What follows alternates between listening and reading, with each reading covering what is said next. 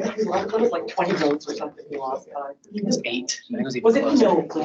I remember texting him the next day, like, really? You know, but I didn't know that any of the other people run, so, you know, but I'm sure. he was a newer name. Oh, sorry. I'm sorry. Maybe you.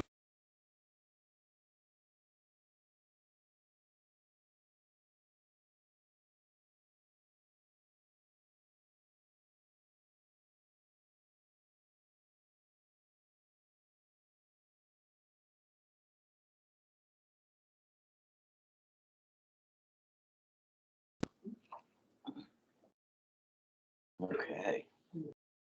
The magic hour must have arrived. Yes. You want to do roll call?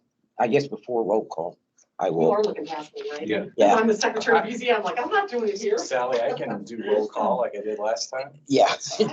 I just saw Karen and she does roll call at the town council meetings and I just had a glitch there. Let's give her a break tonight. I think before we have roll call though, I'll let everybody know that the meeting is being recorded and participation in the meeting is consent to be recorded and rebroadcast of the meeting. It will be posted on the Culver Town webpage. So now go for it. Sure. Karen Schumann, Yes, here. Gary Perrick is here, John Rogers, Present. Sally Ricciardi, Present. Bill Clevenger, present. Paul De Benedictis. Present. Next on the agenda is the approval of minutes. So I sent the minutes out last month to everyone, and I think I've just got a few okays and fines.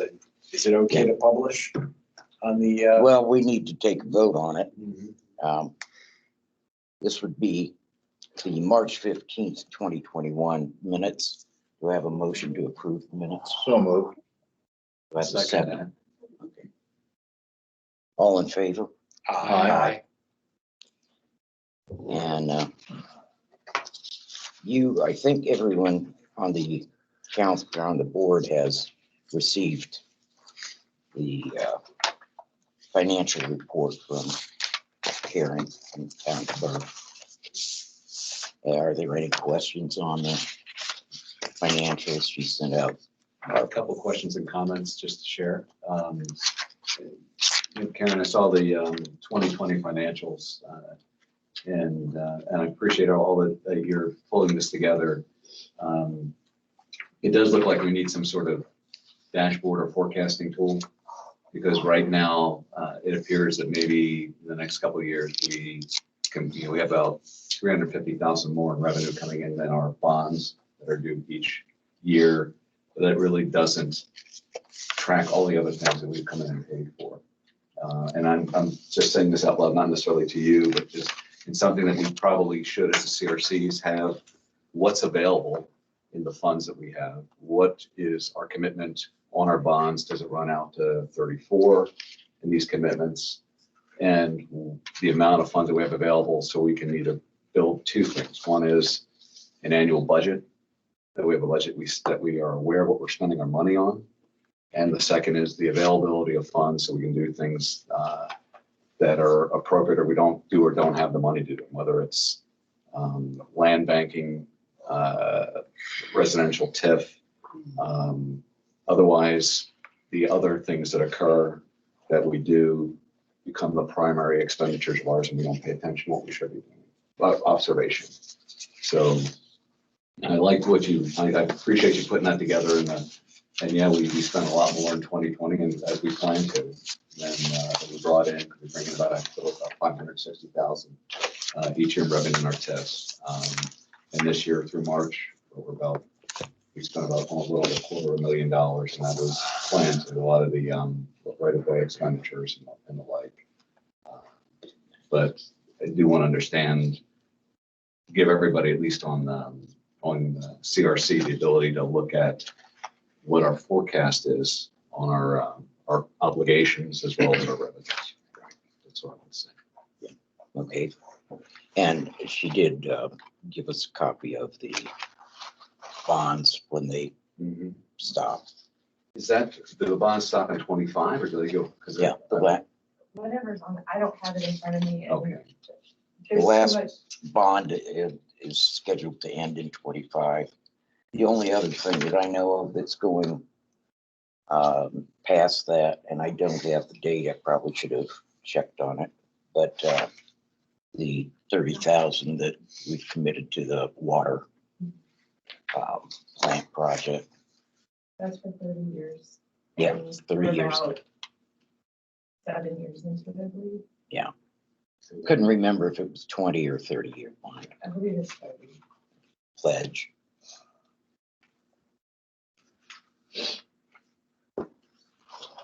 So just having a full picture of what we have out there, no matter how far out it runs, so we can, and for whoever comes on after us, because this is replaceable almost every year, could be replaceable, that they have something that's consistent. Again, we do it.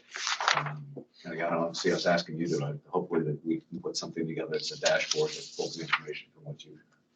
Yeah, I've had initial discussions with Sally about such a dashboard would look like and the executive level information that would provide. And I'm kind of sifting through a lot of documents at this point. Okay. And I will get back to the commission with my initial impressions. Can't tell you when, but I'm working on it. Good. And Thank you. that's fine. We didn't expect you to take the ball and have it ready by this meeting. It'll take all day. Until the end of the day. Yeah. Right. Uh, Next item is the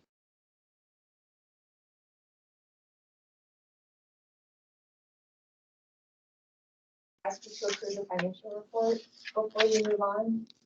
oh, yes. Do I have a motion to approve the financial report? I make a motion to approve the financial report as submitted. I have a second. Second. Thank you. All in favor? Aye. Aye. And then before I move on, could you also approve the submission of the annual report, the annual Yes. TIF management report? Please? And do I have a motion? She sent out everybody's gotten the Yep. annual report. Do I have a motion to approve that? So moved. Second. I'll second that. And after we have the motion, I do have a question, not about, just more of an education question. I second that. Okay. You had a question? No, I'm sure. It's your TIF report also listed all the properties within the TIF.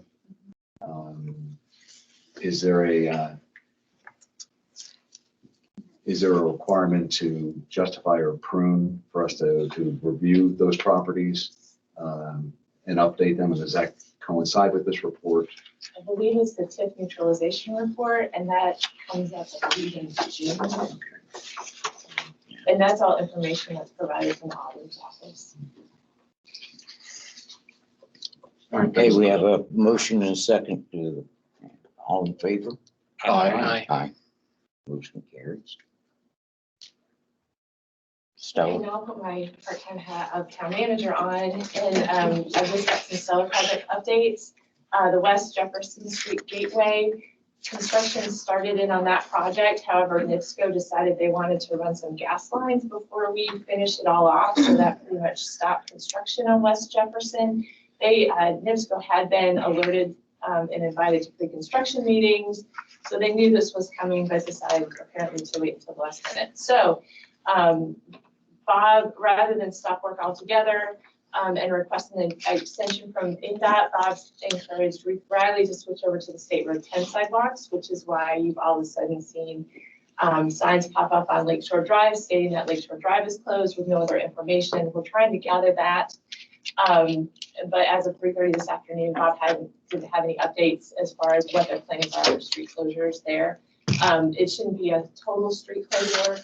It'll probably be a partial. They're just running sidewalks along Lakeshore Drive as well as State Road 10.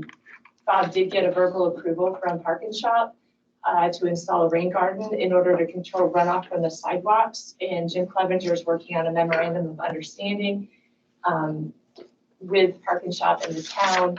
And the council approved F&H Landscaping to install that rain garden for a quote of $6,500. And that will come from the town. Lake Max Trail Phase 2. Council hosted an informational meeting on March 18th for residents along Phase 2 of the trail. Several residents along Plymouth Street expressed concerns about the width of the trail and the street in their area. Judy Monroe, Bob Porter, and Mike Reese from Troyer Group have been working to address residents' concerns. And at Tuesday's council meeting last week, council voted to allow Mike Reese to re-engineer a few of the sections to lessen the impact on the residents. To keep the project moving, council committed the funds for the additional work. Mike hopes to get the plans done by the end of the month, at which time residents will be invited to view the plans. And the project is supposed to go to bid in May for construction in late summer. By reworking the plans now, they can be included in the specs and hopefully avoid some confusion later on. And there may be some financial savings on construction with a narrower trail and roadway. Lake Max Trail Phase 3. After the informational meeting on Phase 2, council had a work session with Culver Academy's head of school, Dr. Doug Bird, regarding the route Phase 3. And in the stellar plan, the route was to go from the trailhead on Academy Road, follow Academy Road east to State Road 10, and continue east along the highway. But after numerous discussions, the Academy is agreeable to giving the town an easement to allow the trail to follow the old railroad bed north from the current trail north across Academy Road north to 16C Road. And the cost to redo the route is approximately $58,000. But the Academy has agreed to split the cost, and the town is requesting additional funds from INDOT if they have those funds available. So hopefully that will all work out. And then the last thing, Jefferson and Cass Street Trail. Troyer Group has started initial survey work. So that's where we're at with selling projects. Any questions?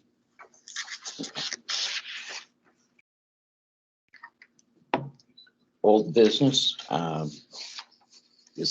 Did Laura Walls, is she on? Yes. I am. Can you hear me? Yes, we can hear you today. Yay. Sorry about last month.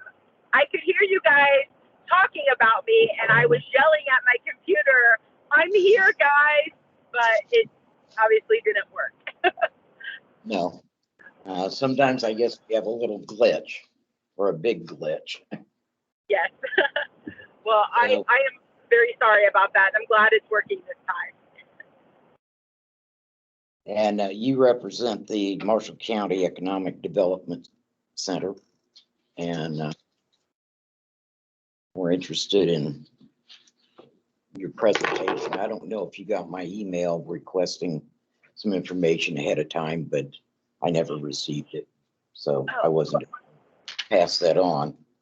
Okay. Well, and what I was thinking, I was made aware as I looked through the contract that we have between the RDC and the MCEDC, that you're due a report, a semi-annual report from the MCEDC by next month. So I was hoping that I could present that report to you next month with like a presentation of some of our activities that kind of coincide together. And I was hoping that today I could talk a little bit about what I've been doing in the Culver area and more of a introduction type thing, if that's okay with you. I've been with the MCEDC since for almost 4 months. It'll be 4 months exactly on Wednesday, and it's been fantastic, warm welcome. And I feel like I've connected with the most people from the town of Culver than some of the other communities, because your folks have been have reached out and invited me to meetings, and I had a delightful time with Karen at doing a tour of the high school and during Culver's spring break, and I really appreciated her taking time out of her busy schedule. There's one of the confusing things that's come up a lot has been regional cities dollars for an eHub project in Culver, and I saw that in a previous report from last year that there had been money that Jerry had mentioned in his report about money earmarked for an eHub project. I cannot or have not found any of this money that was said to go to a Culver eHub project. I'm not giving up, but I just, in full disclosure, at this time, I don't know where those funds are. He mentioned funds earmarked from the sale of the Plymouth manufacturing facility, but those funds have already been promised to another eHub project. So there's a little bit of confusion on my end, and if anyone has some information that they want to share with me, offline or even today, whichever you prefer, I would greatly appreciate that. I'm not giving up, but I am struggling a little bit on that end. So I've been with the MCEDC for 4 months. As I've gone out and talked to community leaders and business leaders, I've really been reiterating that my approach, I try to be as communicative and transparent as possible. In that regard, we have been working on, we have 12 active projects right now within the county, spread throughout the county. At this time, we do not have an industrial project in Culver town limits, but as we know, with economic development, if something good happens in Argus, it's good for Culver, and vice versa. So we have 6 business expansion projects and 6 business attraction projects where we're either the finalist or the chosen community for, and those are throughout the county in Argus and Bourbon, Bremen, and Plymouth. We are going to get an industrial project in La Paz and some sort of big project in Culver. I feel very strongly about it. I've met with Visit Culver and the Culver Main Street. My background is I was a Main Street manager for downtown Lafayette, West Lafayette, a very long time ago. I'm a big believer in Main Street. You have a beautiful, remarkable downtown. I'm just blown away by it. And if this wasn't being recorded, I would tell you that your community, I feel a special kinship with your community. It does speak to me, and your people have been so warm and welcoming, and you have great ambassadors. So your Main Street, fantastic. They've been great to work with, and I look forward to working with them, and any assistance that I can provide, I'm happy to do that. Visit Culver, another incredible group. I haven't worked directly in tourism, but I do believe that tourism is economic development. And our approach is a one size doesn't fit all. What the priorities in Bourbon are not necessarily the priorities of Culver. Thankfully, my background is diverse enough that over 15, 16 plus years, I've done a little bit of everything. And so what you guys identify as priorities and looking for support from the EDC, we're here to help and provide that assistance. These are your priorities, not our priorities. I have an opinion about everything, but really what matters to you guys and what's important to you guys is what I want to support, and I'm here for, along with Pam Davis and Greg Hildebrand in our office. We have a fantastic professional team. And I will just give you a heads up on the report that's coming next month. I've had some meetings with the USDA. There hasn't been as much activity on the microloan side as I know I want to see, and I assume that you guys want to see as well. That's going to become a priority. those funds are available. The USDA wants those funds to get in use. But you guys are on the ground, so if you know of a business that we need to reach out to, or if you want to, give them my information and to tell any business that's interested in that loan program to please reach out. We're going to really step up our efforts to get those funds in use. I feel rather confident that there are companies, there are small businesses in your community that could use those low interest grant dollars.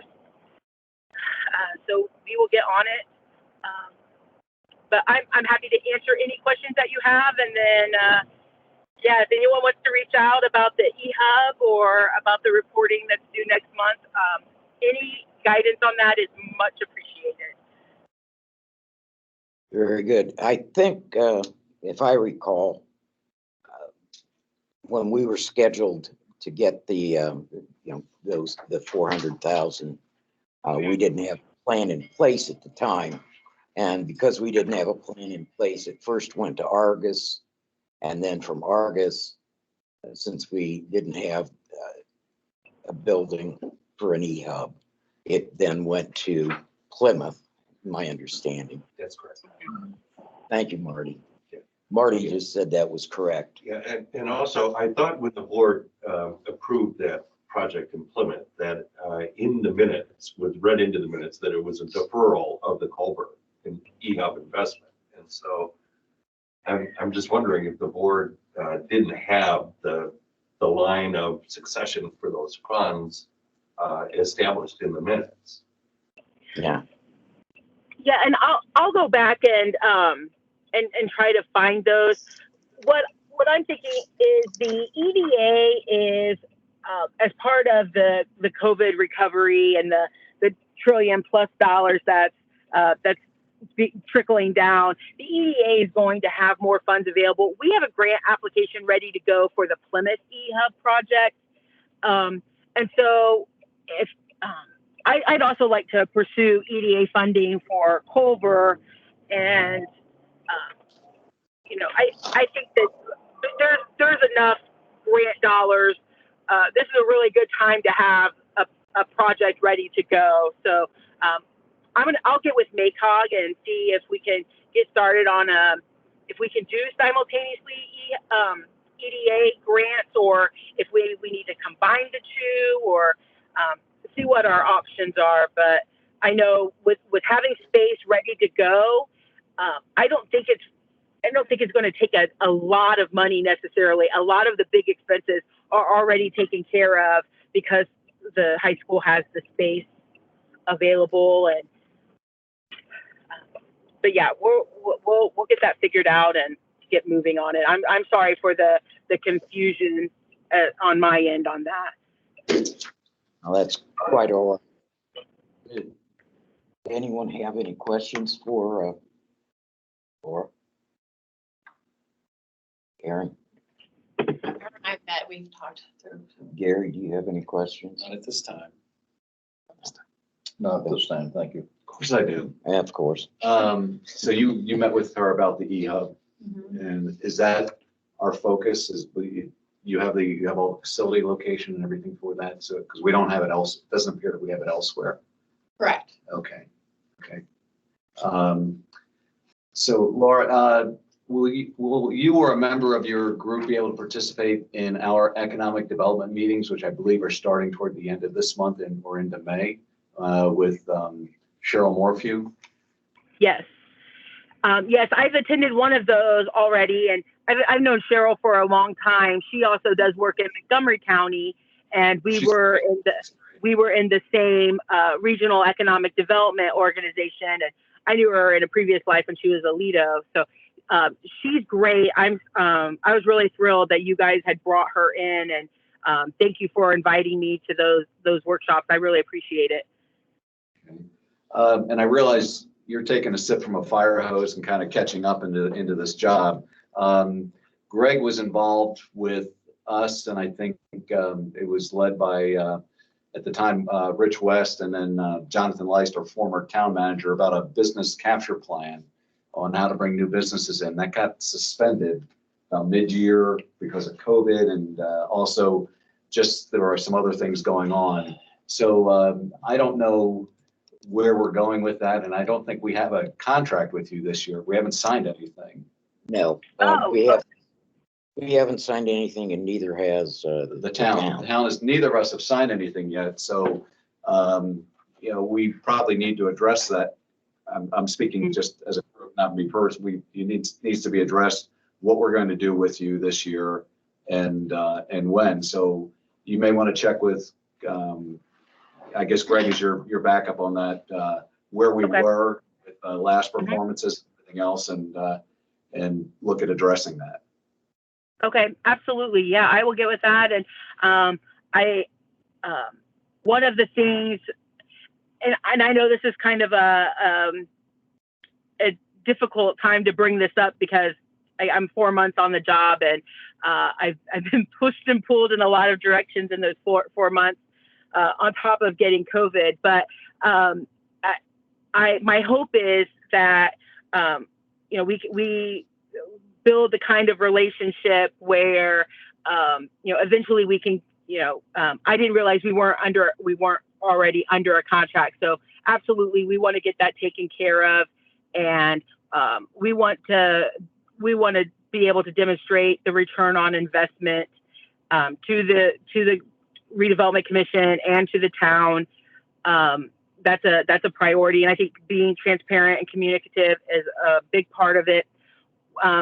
Independent of the contract, in my previous role in Carroll County, and before that, Tippecanoe County, redevelopment commissions were, we had two. One that the EDC helped create, and then one that wasn't very active or engaged before I came on board. And redevelopment commissions are, especially in a county that does not have a local option income tax for economic development, TIF and redevelopment commissions are a giant tool in the toolbox. And you guys have flexibility and resources, and those are limited when you don't have edit funds available. So it's my hope that we become very, very close, and that you see me so much that you get annoyed with me in a good way, because we have activities going on and things to report on and projects to partner with. And but that's my expectation. And I look forward to some brainstorming with you guys. I don't think that the strategies that we're utilizing in other communities necessarily are the best fit for Culver. And so, I am here to serve, and what you guys want, we want to deliver on. So as we work together and have those discussions, I think you'll see more of that ROI. Looking forward to it, Laura. Sounds Thank good. you. Too. So my hope is I can come every month. Like my plan is to be here every month, or have Greg here if I'm not available, and that we're ever present at your meetings. I'm not sure if that was the case before, but yeah, redevelopment commissions, you guys are high on my priority list. Well, thank you. No problem. We need to probably take a look at, but we'll let her read the old contract and see what she feels she can and can't do, because it's kind of hard to ask somebody to do something that they know for a fact is beyond their powers. Right. Mm-hmm. So, do you know where the town is on their side of the contract right now? If the town's ready to, is council ready? I'm not sure of that. I'm not sure at this point. Okay. I think a lot of things just kind of stalled with, and a number of contracts got. New town manager Yeah, better get on it. right. Well, And it's good time. Yeah, it's good time for us to coordinate ours with theirs. Yeah. Right. Because I know that's what we've done in the past, is coordinate ours with theirs. So, all right.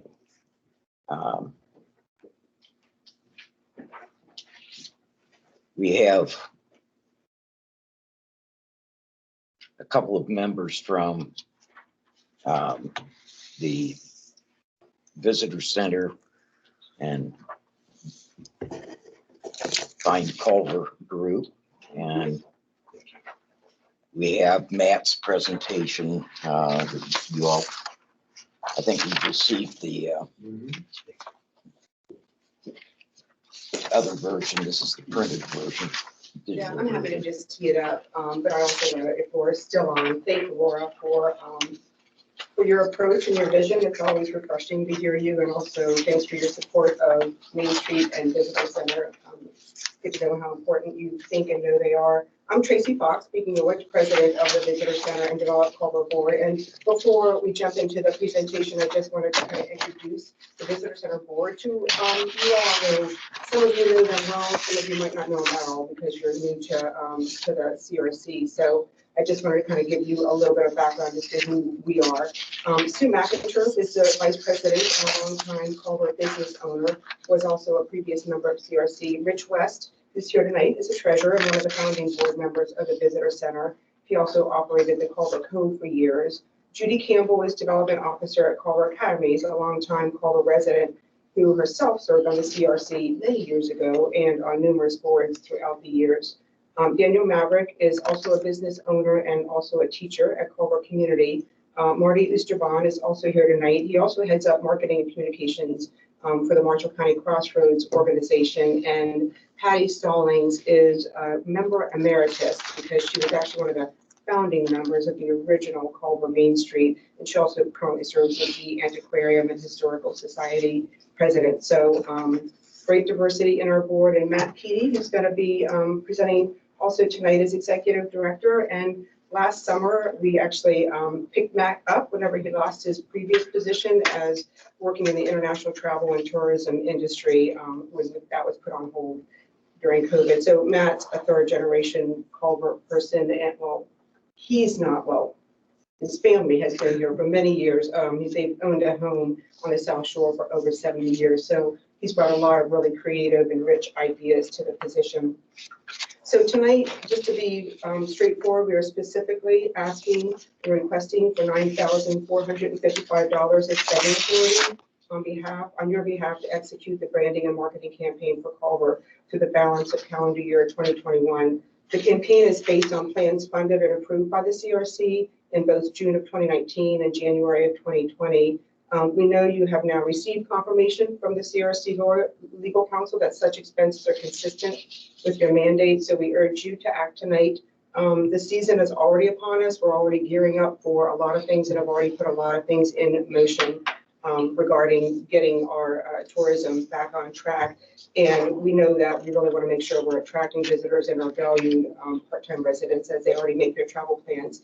So we, like you, want to make sure that we're doing everything we can as quickly as possible and as soon as possible to make the upcoming season a successful one.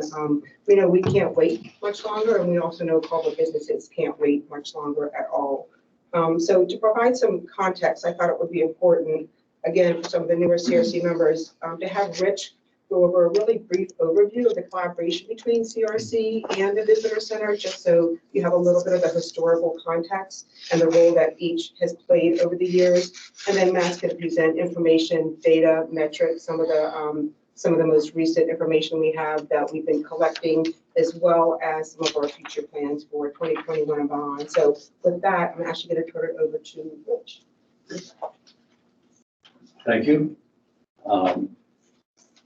Thank you for your time. I appreciate that, and to respect that, my goal this evening is to give you a 7-year history of the partnership between the town, the Visitor Center, and the Redevelopment Commission in 3 minutes.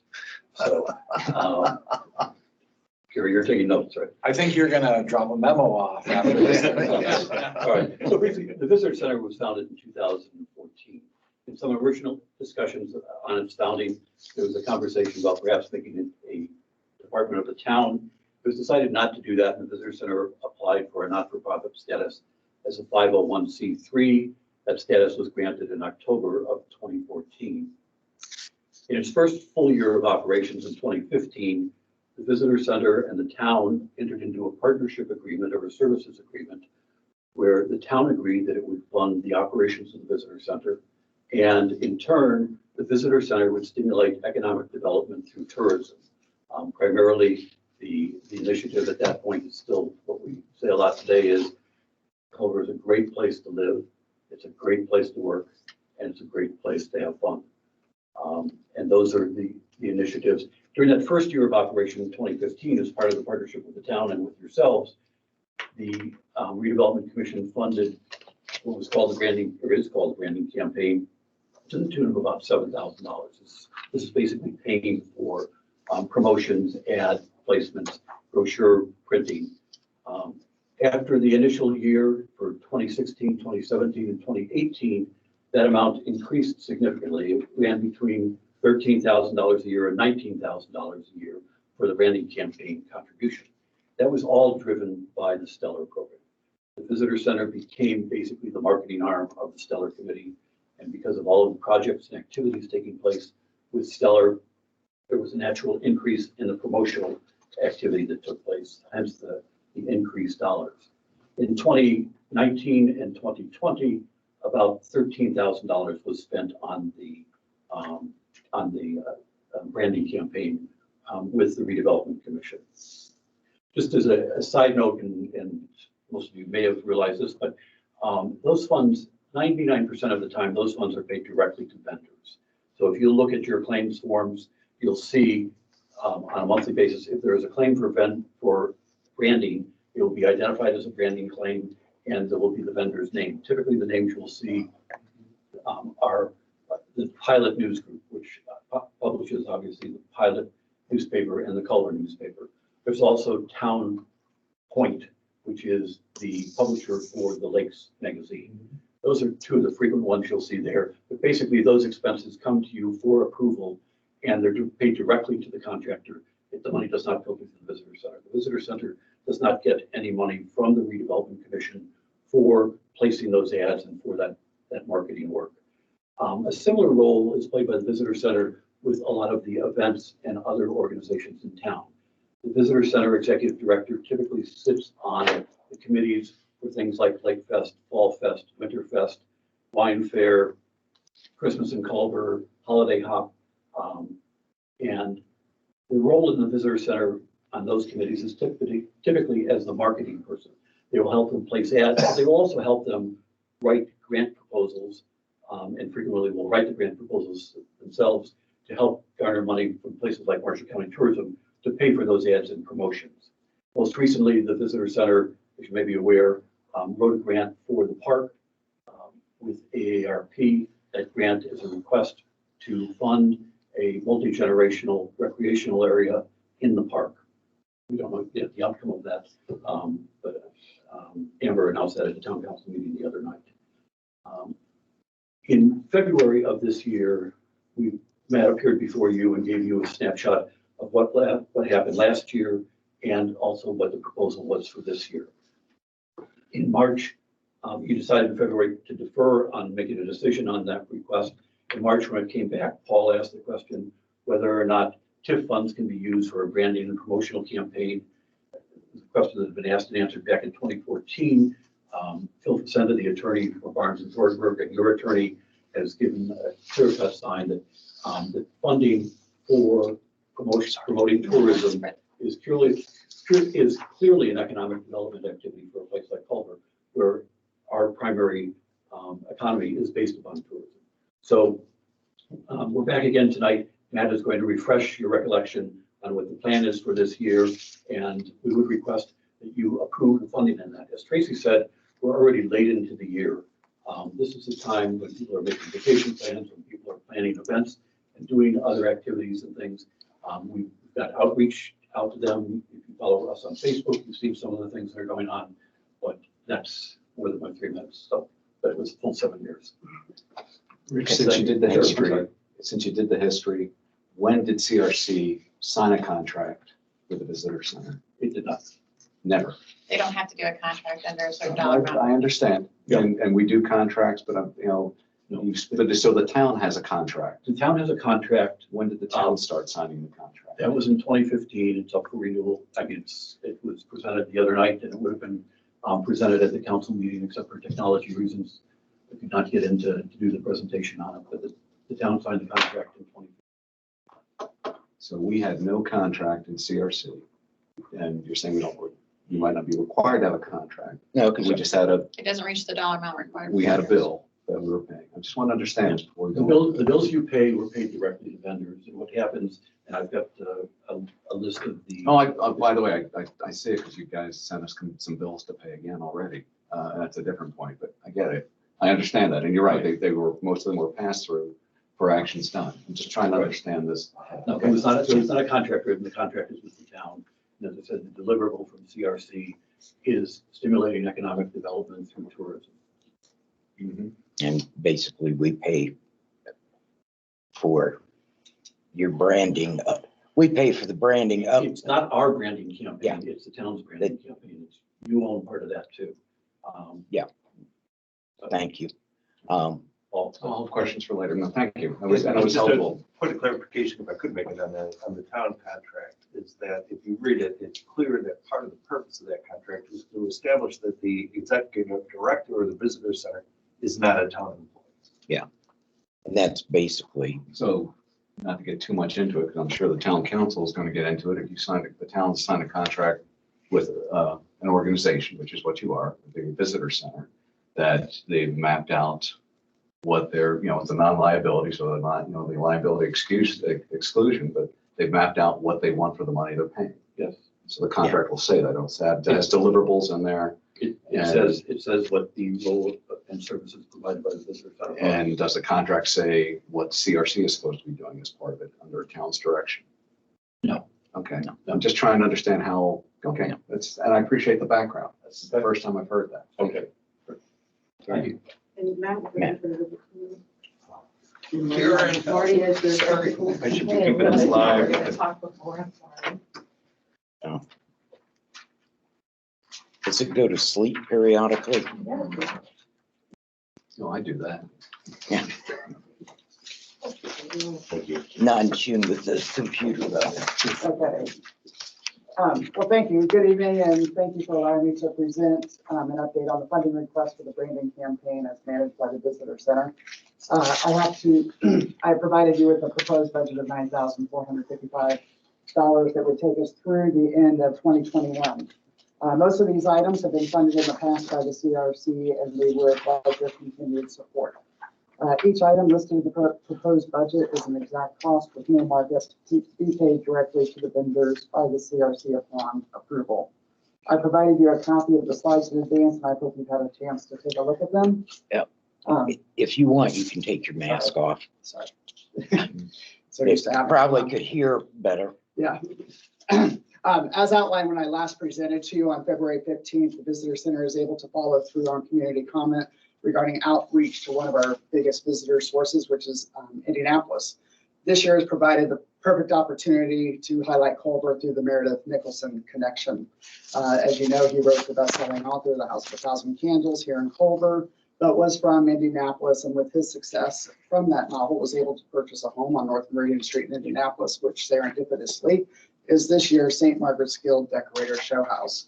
In a past life, I had my own design firm and had participated in the Decorator Show House about 10 or 15 years ago. Social media posts thus far have attracted a lot of attention, and you can see some of the various comments, various positive comments that we have received so far on slide number 2. And then on slide number 3, you can see some of the metrics that have come from those posts. This partnership with the St. Margaret's Guild has allowed us several different opportunities, which you can see on slide number 4. The St. Margaret's Guild, they partner with Indianapolis Monthly Magazine to promote the show house in their May issue. So our involvement allows leverage in advertising at a highly discounted rate to show house participants. A half-page color ad in Indianapolis Monthly runs $4,800. We paid $1,300 for the Indianapolis Monthly ad, which is mailed to 34,000 subscribers and has a circulation of 200,000. I provided demographic information on the last slide, and as you can see, it's very favorable. The color ad in the program was $1,500, so our total outlay was $2,800. This partnership allows us to directly reach up to 10,000 visitors. They'll be going through this year's show house in our partnership with Sassy Green Interiors. We are being highlighted in room number 17 of the tour, and we have some both Culver and Meredith Nicholson memorabilia to establish the connection between the two. We've created an insert that will be available in the room with the Culver brochures, and what these have on them are both a unique landing page, defindculver.com/show house, as well as a QR code at the bottom. If any of you have QR code scanners on your phone, you just tap that and it'll take you directly to that home page. The great thing about this is it allows us to directly track how much of our marketing is coming from participation in the show house. On the back of the card, you'll see that we're promoting all the local realtors and agents and rentals and hospitality venues here in Culver that offer nightly accommodation. Further leveraging our ad buy, we were able to be interviewed by Indianapolis Monthly. We are one of 4 destinations that will be in their May issue travel supplement. We are only one of 2 from Indiana. The other 2 are out of state, and the other Indiana destination is in the southern part of the state. All of this we have been able to obtain for $2,960. Furthermore, tomorrow I will be speaking in Indianapolis to all the docents of the show house. There's about 70 of them in total, and I'll be promoting both Culver, Lake Maxinkuckee, and establishing with them the connection, because they will be the ones in the house as the 10,000 people go through over the next couple of weeks, and be able to talk about Meredith Nicholson, and I'll be giving them a little bit of insight and promotion with that. Again, when they go through room 17, our brochures are available in that room, and they can pick them up if they so choose. Moving on to slide number 5. If I can back up just a little bit, the week of March 1st, I attended the Indiana Tourism Association's virtual conference with many other Indiana communities, destination management organizations like Culver. One of the highlights of the conference was a keynote by Brian Matson, who's with 26, and he's out of Brighton, Michigan. 26 Digital specializes in working with destination management organizations just like ours to create tactical implementations that positively impact community branding. They work with many Indiana communities and organizations, including the Northern Indiana Tourism Development Commission, and our own Mark DeMoore, owner of Lake House Grill, is on their board of directors, and they recently won the Best Corporate Partnership by the Indiana Tourism Association. Marshall County Tourism has also been a client, and in my conversation with Corey Hooms, Executive Director of Marshall County Tourism, she hasn't been able to say enough good things. She has also provided a letter that just says what they've done in the past with Marshall County Tourism and how effective they've been with their marketing. Anyway, she is thrilled that I had reached out to Brian and 26 Digital. After I heard his presentation, I knew that there were some opportunities for them to help us fill in some gaps. And what they suggested might serve us best as a block of consulting time to assist with our upcoming events and campaigns. I agreed, as did the Visitor Center Board. Brian was immediately able to help coordinate and create some tools in the branding that I had already created for the show house, as well as some recommendations on how to capitalize on the fact that the NCAA tournament was being held in Indiana and promoting several of Culver's basketball stories on social media. These actions have already had a direct impact on increasing our social media interactions and driving visitors to our website. You can see some of the metrics I've listed on slides 6 through 9 as the demographics that we are currently reaching. We will continue to consult with them as needed. Moving forward, Lakefest is our next big event, and historically Culver's biggest draw in the summer. Rose Workman and I have been communicating about how I can help promote Lakefest and the fireworks this year. Traditionally, this has involved posting on social media, co-op ads in the Culver Citizen, and ads in Lakes Magazine, potentially radio ads as well. I look forward to working with Rose and the Lakefest Committee on these promotions. Finally, the funding request for fall and winter events comes directly from last year's request. Fall Fest and Holiday Hop received support on social media and in the Culver Citizen with co-op ads in which the Visitor Center participated, as well as radio ads and promotions in Lake Magazine. So as we enter the busiest season of our year, I look forward to working with members of the community to continue promoting Culver and Lake Max and Truckee in bold and creative partnerships. And I want to thank you for your continued support. Thank you. Thank you. Thank you. So we're happy to answer any questions that any of the CRC members may have. And again, the final ask is we just urge you to make a motion to agree to fund the branding campaign as managed by the Visitor Center for $9,455. But again, thanks for allowing us the opportunity to present. You're welcome. Are there any questions? I have a few. Matt, so the show house, how many rooms? How many rooms at the show house? Yeah. Oh, you can take that off. Sorry. Yeah. It varies from year to year. Usually it's about 30. Okay. Okay. And how many other organizations, how many other rooms are doing destination marketing? 0. We're the only one. Has anyone, you've done this before with them, they've done 60? I've been a designer participating as a designer. I saw this as a unique opportunity to partner with them, and everything that I've been reading regarding how to, in COVID, partnerships are really important. And so with the connection with Meredith Nixon and seeing an opportunity to highlight Culver, I thought it was a perfect opportunity to jump in. Okay, and because I went on, I read the information, I went on to see all our sponsors that were on there. None of them are destination sponsors, and that's why I'm asking these questions. I know, Everyone's we're excited, focused but on, it's new and innovative. and it may work or it may not, but it's. Well, my experience with the show It's not, house- I'm not taking a shot, I'm just, it may work and it may not, yeah. Yeah, well, I've been a participant as a designer, but I've also almost gone probably just about every year. And a lot of people that attend that event are familiar with Culver and have connections with Culver. And so having, in fact, when I spoke to the show house chairman and some of her,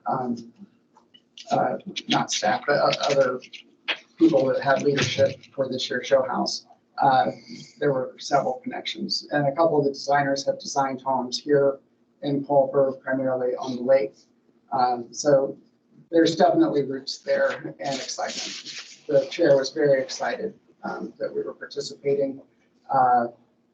And Yeah, one of the other things I wanted to mention, just because of the ability now to be able to capture with a QR code who is coming to our website, where are they from? Matt's been able to, and it's in your slides, look at some metrics in terms of, obviously, those who are visiting our social media sites are mainly Culver, but the second highest one is Indianapolis and Carmel. Yeah, I'll just say that. Because I'd like it to be Carmel. But, so we know that there's a lot of interest in Culver from people in that area as well as Chicago. And I think also, Gary, you're the one who kind of recommended that we kind of think about some of these outlets in terms of Indy and Chicago. This one was one of the cheapest because we got some really good deals on it. We've looked into Chicago, super expensive. So it's just nice that we're actually seeing some of the traction from our social media as well. yeah, I mean, and the benefit that we could get into Indianapolis Monthly Magazine for a hugely discounted price. And they've always been very positive with their promotions with Culver. It will not be the first time that Culver has a mention in Indianapolis Monthly Magazine. But if we were just, like I said, when I talk to like Kiwanis Alliance, I hear comments like, well, we should be advertising in Chicago, and we should be advertising in Indianapolis, and that's great. But if I was just to call up Indianapolis Monthly and run the same ad that we're running, it would be $4,800. With this partnership, our total outlay for that, plus the 10,000 programs, plus me getting in front of the docents and having 10,000 people going through the house, we're getting it all for under $3,000. So what do you expect to get from this? What does success look like to you? The success looks like people coming up to Culver and being able to People track do how. that now, but you're talking about you're talking about a finite group of people that you think you can capture that's going to come to Culver. Right, and being able to capture that through the metrics that I've set up with the brochures that are going to be available in the room. The same QR code and the same landing code will be in the ad that is in Indianapolis Monthly. So if somebody is reading Indianapolis Monthly and they go to that website, we will know that they came either through the Indianapolis Monthly ad or because they went through the show house. Okay. So Len, because I have some other questions, but let me tell you where I'm coming from with this. I have, in doing this, in the role I'm looking at marketing branding, I really have three guiding lines. First was is permissible. And we have now gone back and again, I read back and Rich, I went back into the documents. Karen can attest, I've been here for a couple of days. I found nothing in 2014 that said that no document that said we were allowed to market a brand. That was my reasoning to understand, are we doing something within the scope of our abilities that we're supposed to be able to do? And what we have from Till Façade, the way I read it is it appears we're not breaking the law. You know, it's not explicit, it's implied that we can do this. And since we've been audited several times and no one has said anything, it appears that we're not breaking the law. So we can, as a CRC, market and brand our tips. And so that's one of every time I look at one of these things, that's something that comes, that's the first thing you look at. Second is, how does this directly impact the businesses in our tips? They are the reasons, Sally and I have had this conversation. The TIFs are the reasons we have this money. It's diverted from the state back to us. And how does it feed back into them? So I'm asking these questions and to take a flyer and do, so I'm just getting. I can tell you today, I got a call from a lady in Carmel because she read one of the social media posts and she was asking about the grand opening that she saw for Flea Market Chic and said that she had a group of friends and they wanted to come up, but I said, well, you know, I had already talked to Jennifer and she said this weekend was a soft opening and that the grand opening was going to be Memorial Day. So Times that by 1,000, we have a winner here. That's great. Yeah, so that's a direct thing. And the Lakes Magazine earlier this year, I had a phone call from a lady over in Lake County and she called pretty much the same thing. She's like, I just like to get out and do little. So what I'm day looking trips. forward to hearing from now are from the businesses, because you get the calls, but the end result of what the businesses say. And again, this is just, so I'm helping you understand where I'm coming from when I look at these things. And the third is, are the results measurable? You know, so we've given money for this and we had a measurable result. And quite frankly, until I asked you guys to come talk to us, and back in October, you and I had the conversation, we had no measurable result. It was we're doing well, or it must be good.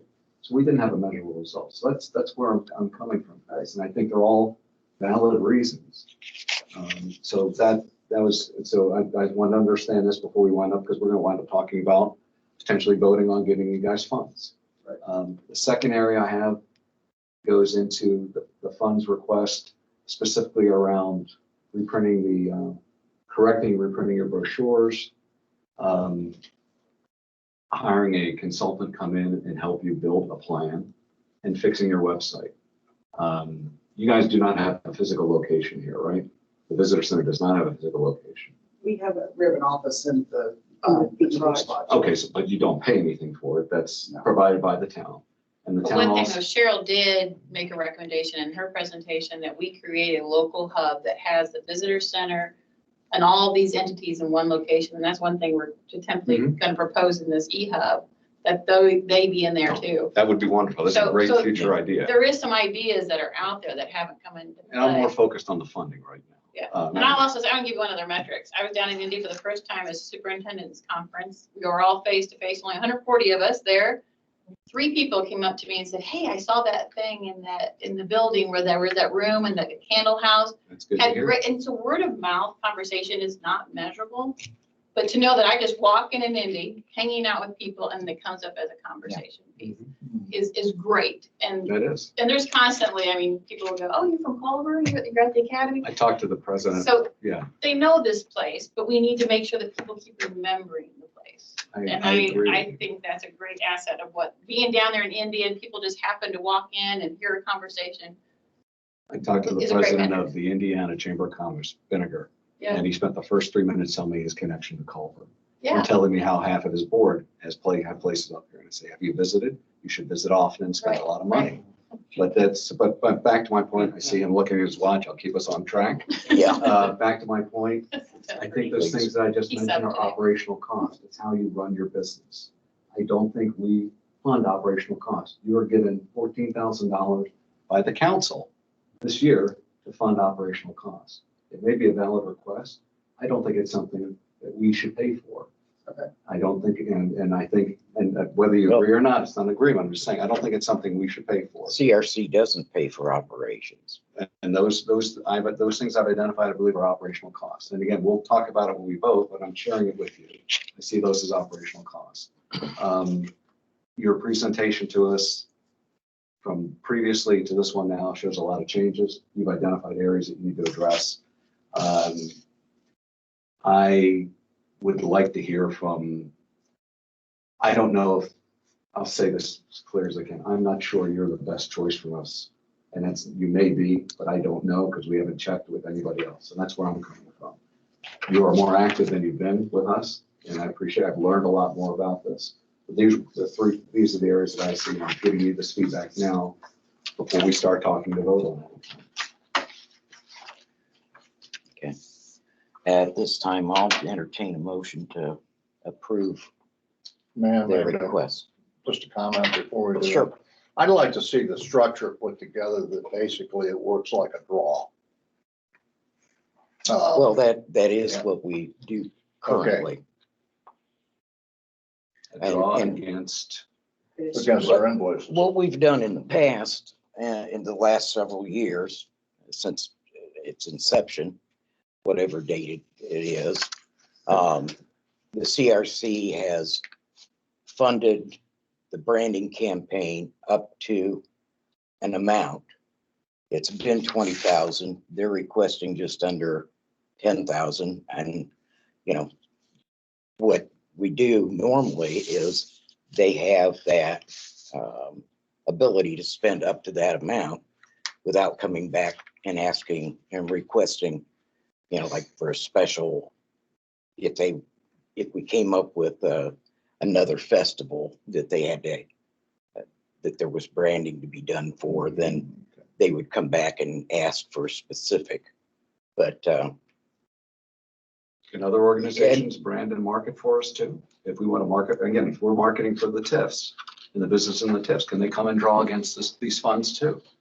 Because they. yeah, it's specifically visitor center branding. So it's in the language of And the we permissible uses of the TIF, chapter 10, number 7, explains why this can be done, because it's an agreement between two local entities who have a common mission of our particular mission is tourism and drawing people here. So that the town council and the visitor center, the two of those entities, or even us as one of those entities, makes it legal that we can do any of those eligible costs to those initiatives.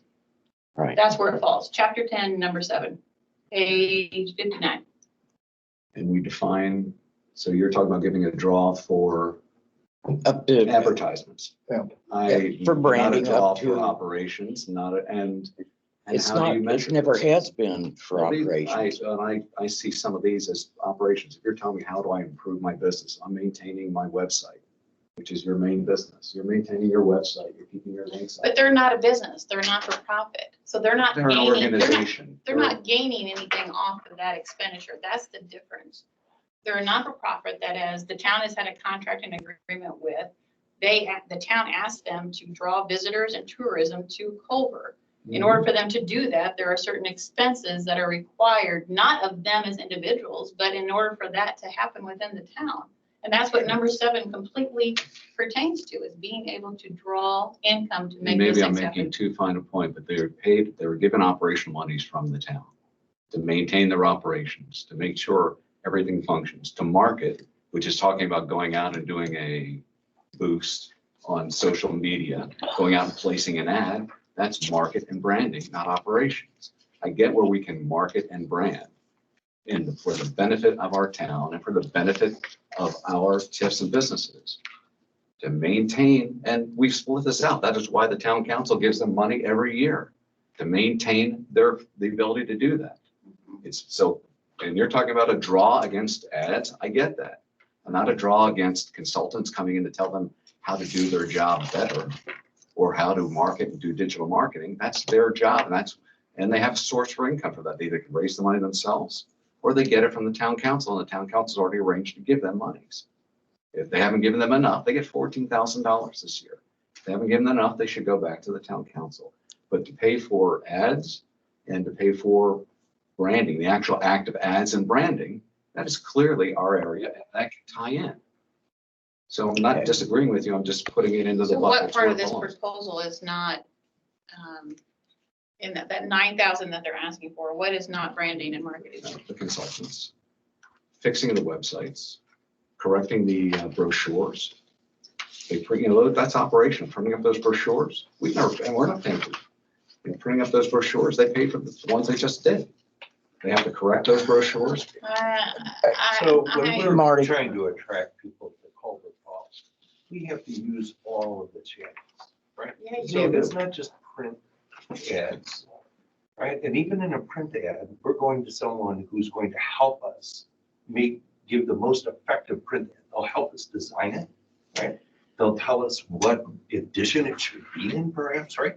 So there may be a difference, but I'm failing to see it when we're trying to reach somebody through electronic means, social media, for example, getting advice from the conduit to that target, right? To the people that get that information in that media form. So when you say consultants, we're not hiring, business consultants, right? We're talking to people that are helping us get to the people we're trying to get to Culver. Right. And that is developing an ability, not actually doing a market or branding. Our Our website is one of the ways that we get to those people. So It yeah. is, it's a platform. It absolutely is. So I'm not we're not using the website to pay employees. We're using the website to get people here, which is at the core of what we do. Right? That's promotion. It's the vehicle upon which you do promotion. Can I have a motion to fund the Culver Visitor Center branding campaign for Culver for this year? With the Yeah. draw principle. With a, yes, as a draw. Okay, I make They that, present so themselves. moved. Is that, Sally, is what's on the screen right now, is that the motion you're making for that amount of money? 9,455? I'm just saying that since it's a draw, you might as well just go to 10,000, and if they're a little less, fine. If they're a little over. And it's a. If and the it's a price motion. goes up $5, we don't want to have them having to come back and ask for another $5. The only thing potentially wrong with going to a draw at this point in town, I mean, if this is a preliminary expectation, but if these people have already put in bids, you can't do that to people. You can't do that to businesses. If these businesses have already put in that this is what it would cost to do that, that's unfair to them. So if you want it done in the future that way, or if there's something on here that they haven't already got a pricing list, because those dollar amounts don't require it. Do not require you to go to a draw. Well, I can say normally, we can require it, Yeah, but well, we- legislatively or tax wise, those do not require it. what they've done in the past is, as I think Anything over. Rich might have mentioned, but, 2,000, anything over 2,000. so what Rich had mentioned, I believe, they submit the bill to the town of Culver. Correct. We approve the bill. First, their executive director approves the bill. Then we approve the bill. Karen writes a check, not to visit, Correct. visitor center, but, you know, so I look I'm just at it. saying, none of those dollar amounts Yeah. require a draw. They're not at the $2,000 mark. Well, that's fine. All right, Rob, draw that provision. And this is why I'm drawn to Paul's idea long-term around a dashboard to help us think through what our priorities are with our money for the CRC and how much, to that point about having a draw potentially every year for branding. I like that idea long-term. However, I think as the visitor center said, we are coming up on the busy time of year. And if we are this commission and as a town is committed to making sure we get more seats to the door in our restaurants and our businesses, like we're already kind of behind the game. And so this seems like an expedient solution. And if Paul, if you're skeptical or want to sort of investigate or consider what might be long-term solutions for us as a CRC to evaluate and compare, my hunch tells me, my gut tells me that we're not going to get much better than $9,455. But I'm willing to entertain if somebody wants to put in the time. I'm not interested in that time. My interest, frankly, is in much more about the nuts and bolts of thinking about how we're upping the infrastructure of our town to attract businesses and the business capture plan. Something like that is where I want to spend our time. So this is expediency and convenience, but I think we should And a motion to nuisance amount approve. of money is what you're kind of saying. So we have, Yeah, we have a motion from Bill to approve. I second. Ninety-four, 9455. 94.55. Okay, you second? I second. Have a second? So before we All in- vote, can I ask a clarification? I want to No, do the understand this. vote and do, No, right, I Okay, think go I got ahead. it right. You do the motion, and before you Yep. vote, if there's any clarification question before somebody votes. So Okay, Bill, you're telling me that you believe everything up there, and those are all the areas that we're approving them to spend money on. The show house, the print ads, the radio ads, replacing the brochures that they printed up, social media boost, and the consulting that they're gonna hire. Yes, I do. Okay. Yep. I disagree on some of those. I think some of those are operational, all right. and I wanted to get that clarification before I vote. All in favor? Aye. Aye. Aye. Those opposed? Nay. Nay. The motion has been approved. I would ask one thing at the visitor center, because I will continue to do this. There's two areas that I think we're laxing, and I'd like to hear a bit more about when I come to you. One is the connection to the actual businesses. I'd like to hear from the businesses, not necessarily through you, but maybe in partnership, you bring them in, where they come in without the impact that they have just has on them. Because if we don't have, and by the way, my experience has been last year through COVID, when we did some of the other programs, I went out and did following surveys with them. Zero. And I asked them, and almost to the point of putting the question, have you ever had any help from or just had any? Zero. So I'm asking, I would like to see the businesses who we are doing this work for tell us that this is working. And the second is your metrics. And while we are not marketers here, you guys are supposed to be. And we'll learn from this and the impact of your metrics for what's been spent. Those are the areas that I'll be looking for going forward and asking of you. Thank you, Paul. So we don't hold ourselves out to be experts in marketing. We're about the tiers. We're about the tier group, right? That's trying to execute a job that the town council gave us to do, right? And we hire an expert to help us, and we consult with people who are experts to help us, right? So so we're always trying to up our game, and this digital marketing is the it's the next logical step. It was part of the plan that you approved, right? So we're with COVID, got past that. Now we're moving into it. So yeah, all right, we're working on that. Matt and I, when you talk about businesses, Matt and I presented to the chamber for their February meeting, and we presented our priorities, and we said, "What are yours? What would you have us do differently?" And they gave us a list of about 4 or 5 things. Right, Karen was there. yes, I'm on the chamber.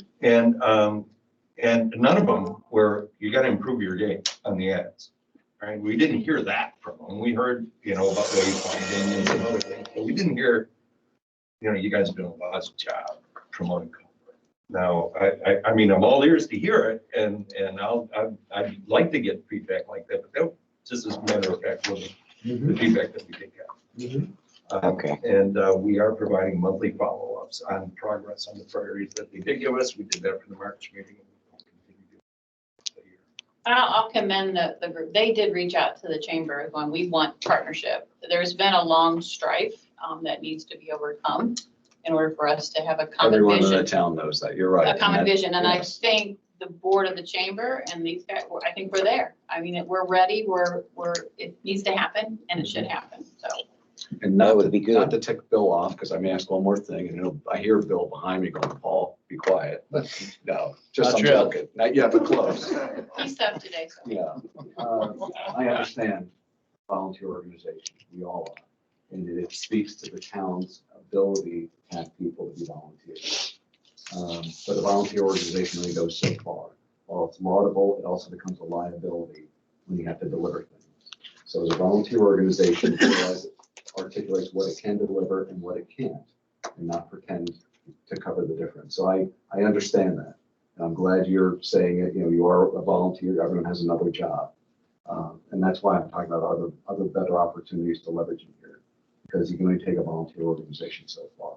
No, but a Hopefully, volunteer organization has it has every capability of bringing expertise to the table to have a successful marketing campaign Especially in for a this town. Hopefully, I've seen it where it hasn't. I've seen it where they've got full heart, but they don't have the capacity. I mean, look at Smaller. Yeah, that's right. That's a great example. Mhm. Okay, now that we're done with that, the next item on the agenda was the Culver Economic Development Workshop update. I believe we'll be hearing something about the date for that after the new town manager takes her position May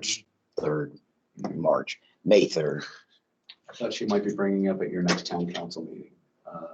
And she may, but then again, she may not. Next item on the agenda is claims. And I have a question on the claims, and it's more of a legality. In January, we excluded the claim from the visitor center because we had not approved the contract with them or approved payment of anything, and they had filed a $400 claim on the Lakes magazine. They also filed for February and March of this year in Lakes magazine expenditures. We received $800 in claims. Karen, you got that, and you shared that with us. What do you do with that? You know, we just approved their funding for the, year, and they spent this funding ahead of time. There's no cart before the horse with this. no, I don't see it as a cart before the horse. We approved them, you know, a budget. And as long as they don't go over that $9,455, the valid bills or valid invoices that they send to us, I don't see why we wouldn't pay them. Plus, as part of the agreement with the town, I see it as the town has asked the visitor center to do that marketing. They've already approved those invoices by past practice. So the sustainability of that same practice is already in play. And that's like the town, although they I just don't want to are get waiting invoices on from them. other organizations before we approve any, you know, that's. But at this point now, it's now. Now it is, Now yeah. it's there. I'd love to see, by the way, personally, I'd love to see your campaign plan overall. I mean, you've given us a presentation snapshot. You have a marketing plan as you develop it. I'd love to see it show. Thank you. Okay, the only thing that I see on the claims, you had MCEDC down for 10,000, I believe, on the claims. Was I reading something else? Was that the 20? I didn't see that. Okay, I must, Not for CRC. I wonder if I grabbed some claims from somewhere else. Okay. Since she had, In that vanilla folder. yeah, To your left, that's the list. if you say it's not in there, I'll believe you. Make sure it's, you know. I'm juggling a lot of balls right now. Yeah, right. You can run away and join the circus, you keep this up. You know what, after today, I may just do that. Yeah, it's As not. long as you bring it It's to not. town, we're. That was fun. That was fun. Okay. Difficult stuff, that one. It's not in there. I must have read something else. So do I have a motion to approve claims? So moved. Do I have a second? Go ahead. Second. The new guy on the block needs to second some now and again. All in favor? Aye. Any opposed? Motion passes.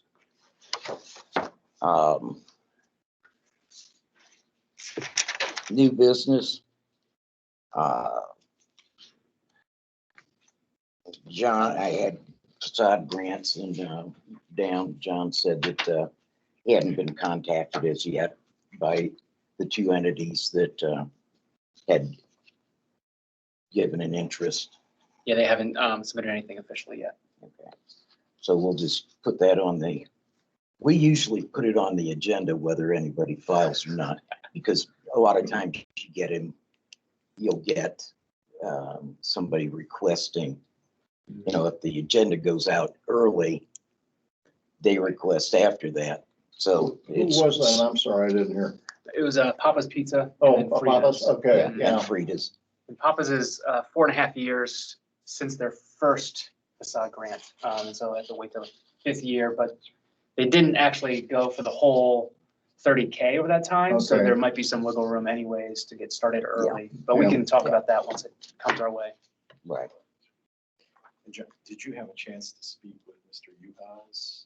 I did. Okay, So he gave me the rundown and the update. all the institutional knowledge. Very complicated.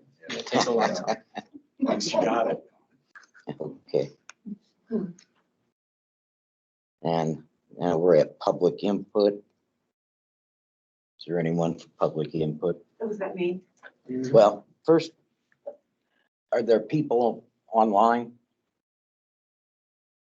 that might have public input? Don't hear anybody jumping for it. Okay. Is that okay Yeah. for me? Okay, so this is just very quick because I sent you guys a long explanation of what some of my concerns are. And I also want to say for anybody online who doesn't otherwise know this, Paul DeBenedictis is a member of CRC, but he's also my husband. So just in full disclosure. Maybe for the people online who could say who you are. Oh, and I'm Lee Marshall, right? So that would be even more confusing since his name is Paul DeBenedictis. So I just have a couple of quick observations since I sent you so much written information about what my concerns are. I mean, one of my observations is that I call them FCDC because they have so many names, but find Culver / develop Culver / the visitor center / whatever. They've probably appeared and interacted more with the council and CRC in the last 3 months than they have in the previous 6 years. I think I'm not largely- sure. Well, No, that's all right. they've been here. Just let me finish and then you can yell at me. Yeah. I think it's because enormous pressure has been put on them since last October to come in and explain what they've been doing, how they've been spending the money, et cetera. And I think that's what has driven it. I know that the council has not signed a contract yet with FCDC, and they explained that. It's the visitor they- center. It's The the visitor center. It's the But they visitor. haven't signed a contract. Tracy Fox referred to it as having lapsed. It hasn't been signed since 2015. That's a big issue. So just some observations. I just want to show you guys something, and this is what I'm talking about having enormous pressure put on you. This is a brochure they just did. They made a big deal about it when they passed it out to council. I was there. About how hard they worked on it. This was a huge effort. This is a brochure from late 2017. So you can see basically this wasn't anything new or anything creative. They replaced the picture. You go into the second section of it. Again, they replaced a couple of pictures. And if you go to the last section of it, you can see basically that they didn't do anything at all. The biggest differences between the 2017 brochure and the 2021 brochure are all the typos and misspelled names and incorrect dates. And they also deleted my sister-in-law's business off of here, probably the top rental agent in Culver, and certainly one of the top realtors in northern Indiana, and also has a storefront on Main Street. I just want to educate you guys, because often I notice these people will come in, they'll talk about a relationship with the chamber. And by the way, I met with the chamber board recently myself, asked for permission to be a voice for them at council. I couldn't do it quickly enough to be here at CRC. And if you know the chamber board at all, well, Karen knows, they're very close and nobody makes an independent decision. So they couldn't give me the permission to do that. I'm just going to share this real quickly. Sorry I didn't make enough copies, so Paul, you're not getting one, but this is an email that Matt Keady sent to Rose Workman and Elizabeth Beauchamp 24 hours before this brochure was going to print. Now they'll come into you and say, oh, we interact with the businesses. You're sitting on those businesses' money. And you can see in the email first, the entire capital letters that he's screaming at them. Do not show this brochure to the chamber. And in the body of the email, he says, we don't want to hear your ideas. We're going to print. So all you're going to do is proofread. This is sent on a Saturday afternoon before the Monday they were going to print. Rose Workman has 4 small children. Elizabeth Beauchamp, all you have to do is talk to her for 10 minutes and she'll tell you she's dyslexic. So to pick them as proofreaders was ridiculous. But they'll say in front of you, we have this great relationship with the chamber and we're involved with them. Why would they have nothing to do with the brochure that markets their businesses? So in my opinion, I think over the last 6 years, this group hasn't done anything to create a strategy or to build a broad supportive coalition or to gain the support of our local businesses or even gain the support, broader county support. I've seen them now over the last several months kind of throw things up against the wall.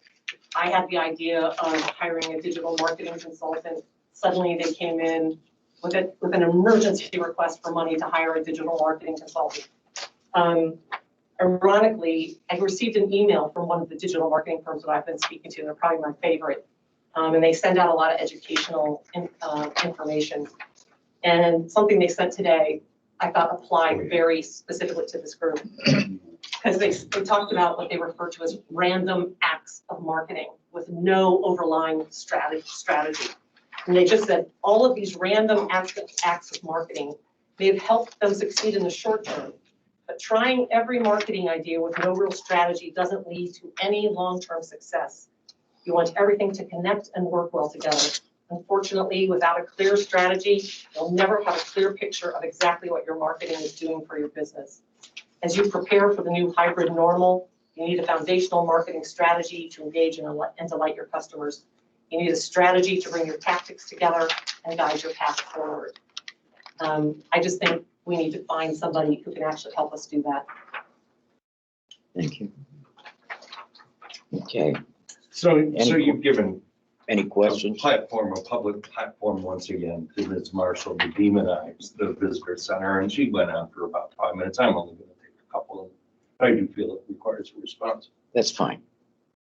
I joined this visitor center board in December, and some days it feels like I actually joined the circus, where I'm cleaning up piles of poop that are left all around this town, you know, that spread around this town by you. You know, I applaud your service on the BZA. I really do. I think it's one of the toughest volunteer acts in town. I think you do a great job at it. And I really applaud your public spirit in this, in executing that. And I'm sincere. But you talk about throwing stuff against the wall. Last December, you appeared before the town council against 2 people who were on this commission. And you said, according to this newspaper article, Marshall cited conflicts of interest, criminal and unethical behavior in her commentary. That spurred an investigation. The investigation found no criminal activity. It found no unethical behavior. And it found no conflict of interest. So you have no credibility with me. And you should have no credibility with this board either. And that's all I've got to say. Thank you. I'd just like to respond to that is that, I think anybody. This is not, no. No. We do not let audience respond to audience. He responded He to us. responded. You can respond to us. I'm Oh, sorry. I'm sorry. I'm gonna, I can respond to you then. you can respond to this group. if we Right. give you the next floor. You had your 3 minutes. Okay. So I can't. I'm sorry. I think, quite frankly, we have listened both in the town council and now here. And I think you've had the floor long enough. So in my opinion, Well- is the chamber is abused, the chamber is ignored. And doesn't feel that. You have a board member saying, Well, but I just met with them and she voted. We did not She didn't vote. Against, We did not vote. The chamber did not vote. the chamber board voted when I was there, chamber board voted. I'm on the board. No, we did not. You sat right there. We did not. Yes, you did. So- I'm taking the minutes and I'm putting the minutes out and that's not in the minutes. Sorry, they voted. Yeah, sorry. So, I just want to make one comment to you all in response to the notion that we have not collaborated or communicated with any of the businesses of the chambers. Just in the last year alone, especially with COVID, we immediately set up a set of Zoom calls that took place. A number of the council members were on it. It was open to anybody who wanted to participate. It was open to anybody in the community who wanted to participate. And we held close to 6, 7, 8 calls that actually led directly to the town council, hearing directly from the businesses who were impacted, that led Right, directly as to their needs. a grant program, as Phil and Sally would know. So this notion that we're not connecting with the businesses is just that, it's baseless and it's not true. The other thing that we've actually done lately in the last 5 months, 6 months, is begin the welcome wagon with Culver businesses. And basically we are providing materials that are a bunch of town-related, kind of introductory kinds of things to new residents.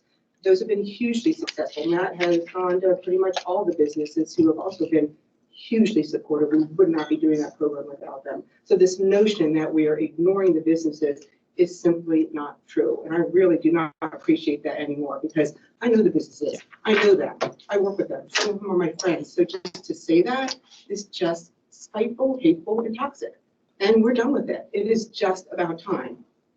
The chamber's stance is that, yes, we agree that there should be some streamlining and a common focus to the marketing and that we should all be working together and that Yeah. there should not be any more finger pointing towards anyone, regardless of who you were, what the past history is. Everybody needs to let it go and let's move forward as a town of Culver. Right. To bring families here, to bring visitors here, to grow as a community. So this stuff does not help a community grow.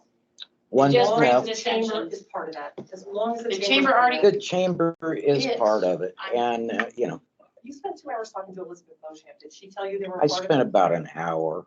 I just talked to her for 2 hours on the phone today to make sure that I have the minutes correct, that we did not vote on it. And And we did not. the reason that I went to see her is that in your letter to me, your email to me, you said basically you were representing, The chamber, that's what I chamber. read, yeah.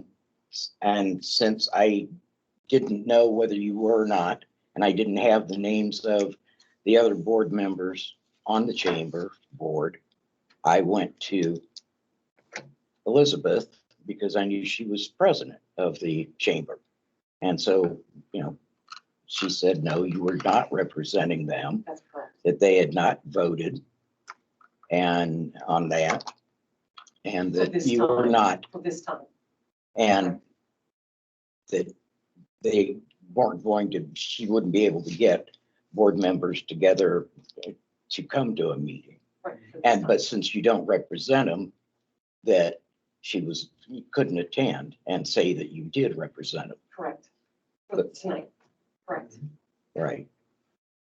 And so that's why I said that since you weren't representing them, that the only way that you could speak would be Citizens. during citizen input. And I believe your time is up and we're moving on. new topic. Yes. Scotty's the sandwich guy on Main Street that opened up is interested in the microloan program. He also talked about he would use that loan to he wants to put a new oven in, but he's got to have the HALO system, suppression system. And it occurred to me that the building you guys own there and the old Vanguard, I wonder if that HALO system is still there and if it's operational and if you might want to I see have, if you could be put to use there. I have no clue. And I think at our next meeting, we were discussing, talking about, and, getting a group together to figure out what to do with that. Well, I know a guy that needs a halon system. Yeah. On Main Street. Okay, I'll keep that in mind, put it that way. Mr. West? I'll address the comments to you, not to a member of the audience in terms of this question. I toured through the building at 530 Ohio Street. I don't believe there's an Ansel system that is functional there. Okay, So thank you. Thank you. Member input?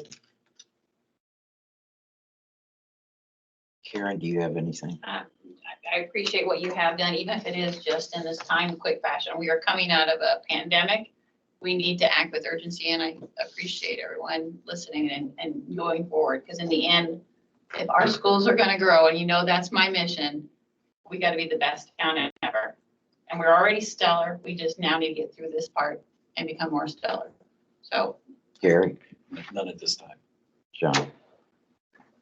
Bill? I might suggest that in the future meetings that we put excuse me, about a 5-minute limit on public input. From each speaker or from? Yeah, from each speaker. Well, I know the town was looking at maybe doing that, and they were going to do 3 minutes as. Well, 3 I think- minutes or 5 minutes. I think their presentation, the one was 3 minutes, and that was plenty of time to say what you need to say. So, do I have a motion to? I wouldn't do that yet. I know, because if you do it here and the other organizations, BZA, Planning Commission, everyone has citizen input. I think you need to be consistent. I'll check with town council, and I think we should be consistent. If we're looking for citizen feedback, that feedback is equally valued in every venue. And that's usually set by time. generally speaking, 3 minutes is ample time to Maybe make the discussion. I or would 5 encourage the minutes. town to do it across the board if the town sets a time limit for all of its boards for citizen input. Well, they can always be asked to be put on the agenda if they want more than 5 minutes. Right. Not disagreeing with you that you could set a time limit. I just, all of a sudden it becomes a different, anyway. Tell you what, we'll put that on our agenda for the next meeting. Then maybe you should take it back with you to the town council. Well, I will. Yeah, I mean, that's. That would help too. Yeah, right. And I have 2 things. And this is for when we do get our town manager on board. I think there's 2 areas that we probably would like her to focus with us. And one is that the old Vanguard building.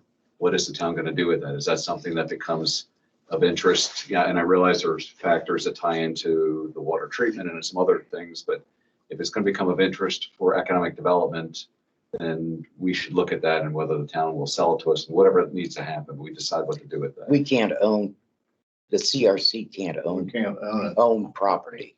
We can buy it. We can acquisition. We can We buy can it, yeah, acquisition. yeah. But I. The town already owns They it. do it, but want to understand what the town wants to do with it. So that's one area. The other is residential TIFs. I posted some information on that. Yeah. I think it's something we need to look at because back to what John is saying, we should be doing really big chunk stuff that changes the trajectory of the town. And as soon as we find out how much money we have, residential TIFs, land bank / acquisition and, the development, really those areas that will help us focus on that. So I just want to, my comment is around the town manager in those 2 areas. Well, as I said, she's supposed to take the position or start the position May 3rd. We'll run off and join the circus if this keeps up. Well, You'll be a devil's act. I have nothing, and I have a motion to adjourn. I make such a motion. I second. All in favor? Aye. Aye. Paul, I think we're going to tear that building down. Yeah. I remember some